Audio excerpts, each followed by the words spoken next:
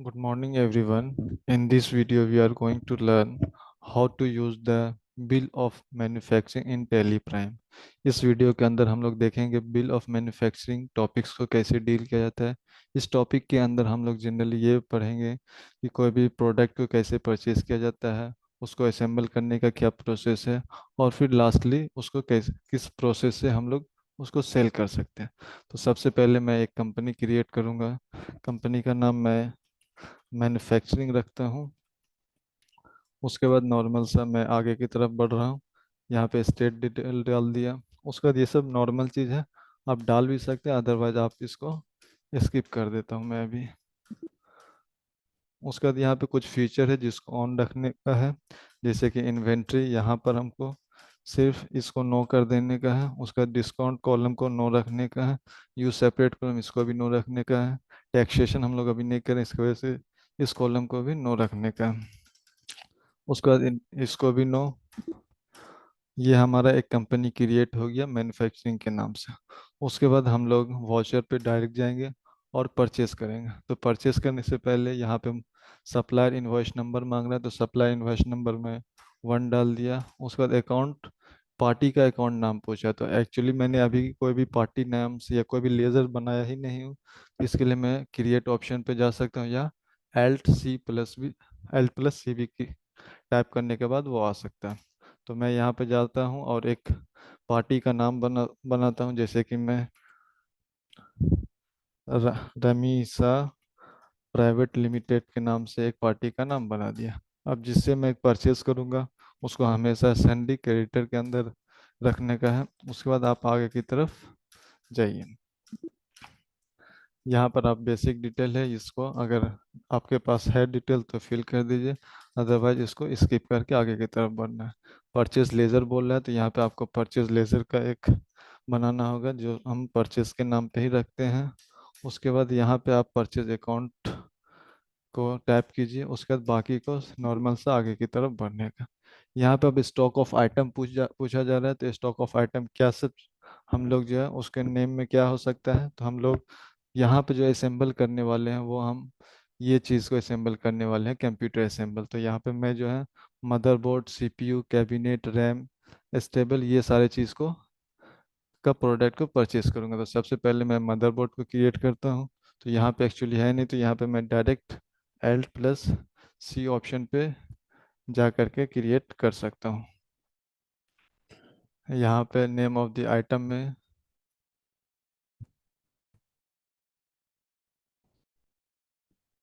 Alt+C पे जाने के बाद यहाँ पे परचेस कर रहा हूँ।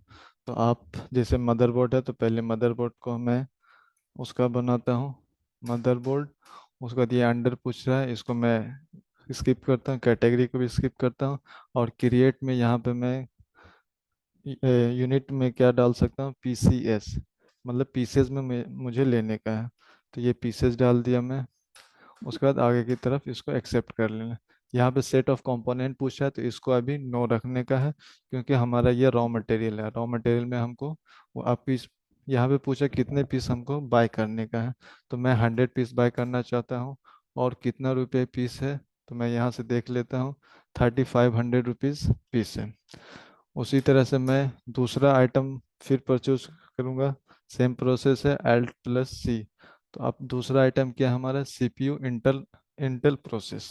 तो मैं वो नाम से एक लेज़र बनाता हूँ, CPU इंटेल प्रोसेस।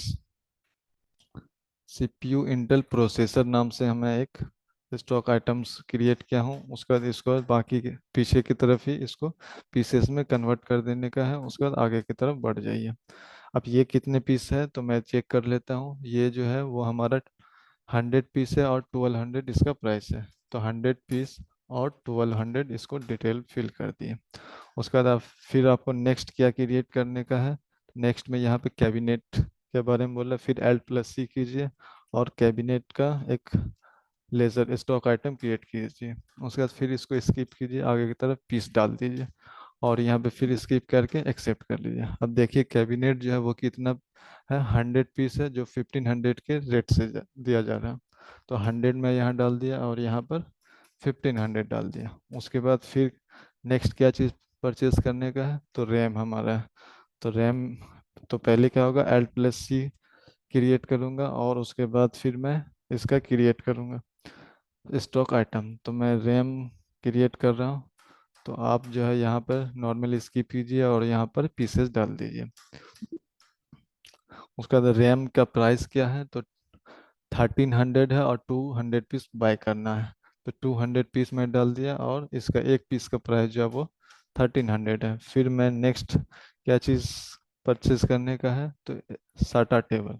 तो साटा टेबल का मैं एक लेज़र या स्टॉक आइटम क्रिएट करता हूँ और इसको मैं फिर सेम PCS में यूनिट रखूँगा और इसको आगे की तरफ। इसका प्राइस क्या है, 50 रुपीज़ पर पीस दे रहा है और हमको 200 पीस खरीदना है। तो ये 50 पीसेस और सॉरी 200 पीसेस खरीदना है और इसका प्राइस जो है वो 15 रुपीज़ है। तो ये हमारा एक 5 प्रोडक्ट जो है वो हम लोग परचेज कर रहे हैं। तो यहाँ नरेशन है, आप डाल भी सकते हैं, अदरवाइज यहाँ पे मैं स्किप कर रहा हूँ। तो ये हमारा बन गया, ये सारा चीज़ प्रोडक्ट परचेज हो चुका है। उसके बाद आप क्रिएट ऑप्शन पे जाइए और यहाँ पर स्टॉक आइटम पे जाइए और यहाँ पर जो असेंबल होगा वो चीज़ को हमको दिखाना है या उस चीज़ का हमको बनाने का है। कंप्यूटर असेंबल है, तो कंप्यूटर असेंबल से मैं बनाता हूँ कंप्यूटर असेंबल। कंप्यूटर असेंबल हो गया और इसको फिर एंडर में सेम कैटेगरी में यूनिट में हमको पीसेस डालना है। और यहाँ देखिए सेट ऑफ कंपोनेंट, इसको हमको यस करना है। क्यों? क्योंकि ये जो है कंप्यूटर असेंबल ये हमारा फाइनल प्रोडक्ट होगा वो सारे चीज़ को जोड़ने के बाद। तो इसको मैं यस करता हूँ। यस करने के बाद पूछा कि क्या बनाना है हमारा सेट ऑफ कंपोनेंट में। तो सेट ऑफ कंपोनेंट में जैसे मैं यहाँ एक कंपनी बनाता हूँ, वो जैसे लेनोवो का है, तो लेनोवो डाल दिया। उसके बाद फिर यहाँ पे पूछ रहा है कि कितना यूनिट होना चाहिए, कितना पीस, एक पीस मैं यहाँ पे डाल रहा हूँ। उसके बाद एक पीस बनाने में हमको ये सारा रॉ मटेरियल जो है वो कितना कितना पीस की ज़रूरत पड़ेगी। तो मैं ये यहाँ देख लेता हूँ कि कैबिनेट जो है हमारा वो एक पीस लगेगा। हमारा CPU इंटेल प्रोसेस जो है वो हमारा एक पीस ले एक पीस लगेगा। सारे को मैं एक एक ही अभी डाल रहा हूँ। मदरबोर्ड का भी एक पीस लगेगा और रैम जो है वो हमारा 2 पीस लगता है। और साटा टेबल जो ये भी 2 पीस लगेगा। जैसे अगर मैं कार का मैन्युफैक्चरिंग करता हूँ या उसका बिल ऑफ मटेरियल बनाता है तो वहाँ पे आप जानते हैं कि एक कार बनाने के टाइम में आपको 4 पीस उसका व्हील लगता है। तो वहाँ पर व्हील जो है चार चार डाल दीजिएगा। इस तरह से मैं आगे की तरफ बढ़ता हूँ और ये मैं एक स्टॉक आइटम बना चुका हूँ। उसके बाद फिर escape करके अब बाहर की तरफ आइए। एक चीज़ और आपको बनाना है, वो आप वॉचर टाइप पे जाइए और यहाँ पर मैन्युफैक्चरिंग का फिर से एक वॉचर टाइप क्रिएट कीजिए। तो मैन्युफैक्चरिंग में गया और यहाँ पर जो है आपको सेलेक्ट टैब वाउचर में स्टॉक जनरल रखने का है। और यहाँ जब नीचे की तरफ आप आइएगा तो use as a manufacturing journal उसको आप यस कर दीजिएगा और इस तरह से एक्सेप्ट करके आप पीछे की तरफ आ जाइए। और फिर अगेन आपको वाउचर पे जाइए, वाउचर पे जा करके आप जर्नल वाउचर पे जाइए और यहाँ पर आप देख रहे हैं कि स्टॉक जर्नल है, उस पर क्लिक कीजिए। स्टॉक जनरल के बाद आप मैन्युफैक्चरिंग पे कीजिए क्योंकि आपने अभी वाउचर टैब जो है वो मैन्युफैक्चरिंग बनाया था। मैन्युफैक्चरिंग जर्नल पे जा करके यहाँ पे आप जो असेंबल कर रहे थे वो क्या था, कंप्यूटर असेंबल। तो उसको नाम रखिए कितना पीस आप कंप्यूटर असेंबल करना चाहते हैं। जैसे कि मैं 100 पीस लिया था रॉ प्रोडक्ट और कुछ 200 पीस था, तो मुझे लगता है कि वो 50 क्वांटिटी जो है वो असेंबल हो जाएगा। तो आप देख सकते हैं कि यहाँ 50 क्वांटिटी का प्राइस आ गया है, ये हमको मैं परचेज के टाइम पे लगा था। अब यहाँ पे स्क्रैप का डिटेल डाल सकते हैं, मैं यहाँ पे ऐसे स्किप कर रहा हूँ। यहाँ पे आपको जो है जो असेंबल करने में खर्च आया उसको डालने का है। तो खर्च हो सकता है इलेक्ट्रिसिटी का खर्च हुआ होगा आपको या लेबर चार्ज लगा हुआ होगा, तो वो सारा चीज़ डाल सकते हैं। जैसे मैं लेबर चार्ज को डालना चाहता हूँ लेकिन उसका तो लेज़र अभी नहीं बना हुआ, तो पहले लेज़र बनाऊंगा L+C के थ्रू। तो यहाँ पे मैं लिख देता हूँ लेबर एक्सपेंस। लेबर एक्सपेंस के बाद इसको मैं इनडायरेक्ट एक्सपेंस के अंदर रखूँगा और फिर आगे की तरफ नॉर्मली बढ़ जाता। तो अब पूछता है कि कितना परसेंटेज आपको चार्ज हुआ था ये प्रोडक्ट बनाने में या असेंबल करने में। तो मैं जैसे यहाँ पे 10% डाल देता हूँ। तो आप देख रहे हैं तो 44,500 जो है एक पीस का है। सॉरी, लेबर चार्जेज जो है वो 44,500, मतलब 44,500 का ये लेबर चार्ज है। तो आप जो है इसको आगे की तरफ कीजिए। अब अदर एक्सपेंसेस, जैसे कि मैं अभी जस्ट बताया कि इलेक्ट्रिसिटी का एक्सपेंस हो सकता है, तो उसको भी आप डाल सकते हैं Alt+C के थ्रू। तो मैं यहाँ पर इलेक्ट्रिसिटी एक्सपेंस का एक लेज़र बना रहा हूँ, क्योंकि मुझे वो भी डालने का है। तो ये भी इनडायरेक्ट एक्सपेंस में ही आएगा, और इसको आगे की तरफ बढ़ा दीजिए। अब ये इनडायरेक्ट एक्सपेंस कितना हुआ वो आप डायरेक्ट भी लिख सकते हैं या परसेंटेज में भी लिख सकते हैं। तो इनडायरेक्ट एक्सपेंस, जैसे मैं बोल रहा हूँ कि एक पीस बनाने में मुझे जो है 1200 लगा, तो उसको भी डाल दिया। इस तरह से आप ये एक बिल ऑफ मटेरियल बना चुके हैं। तो आपका ये बिल ऑफ मटेरियल बन गया। उसके बाद आप क्या कर सकते हैं, इसको सेल कर सकते हैं।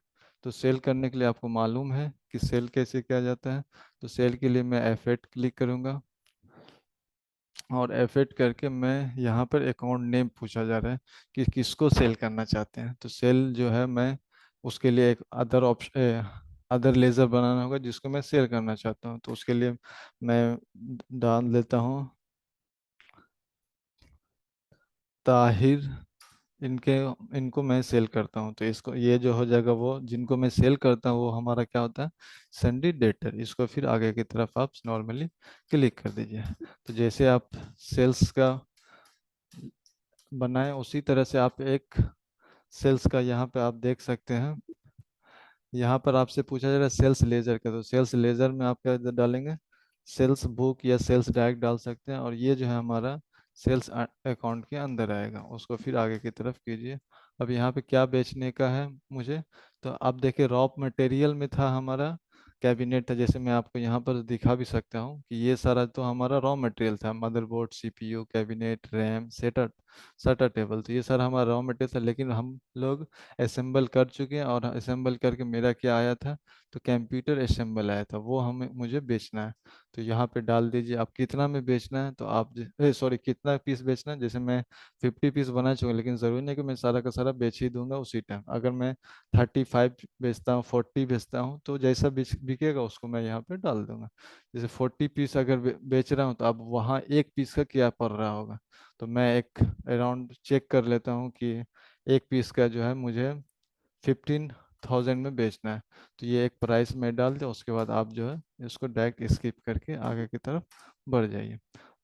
तो मेरा सारा काम हो गया। आप जा कर के बैलेंस शीट पे एक बार चेक भी कर सकते हैं कि कितना मेरे पास आया, कितना मेरे पास अभी बैलेंस। जैसे लायबिलिटीज़ क्या होता है, लायबिलिटीज़ जो हमको पैसा किसी आदमी को देना पड़ेगा, किसी मतलब कि अभी वो तो कर्ज है लेकिन हमको देना पड़ेगा बाद में जा कर के, वो हमारा क्या होता है, लायबिलिटीज़। तो यहाँ देख सकते हैं कि आपको करेंट लायबिलिटीज़ ये है। रमीसा से हमको क्या है कि ये करेंट लायबिलिटी, मतलब इसको हमको देना है इतना रुपया। और एसेट्स क्या होता है, एसेट्स मतलब वैसा चीज होता है जहाँ से हमको पैसा आएगा।